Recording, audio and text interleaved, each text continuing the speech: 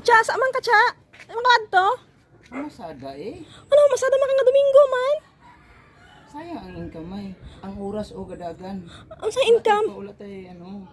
Pampalit o bugas. Domingo, family day na. Mamasada ka?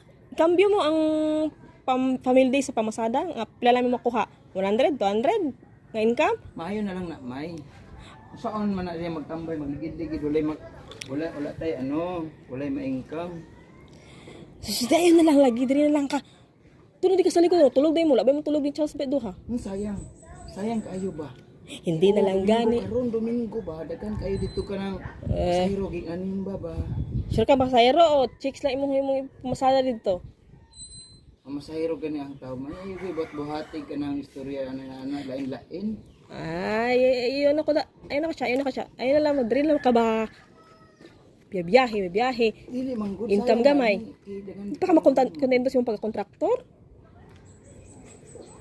Masada pa ka, oo. Di ka malipay ng imong bana kugihan. Kugihan sa mong nawong siya.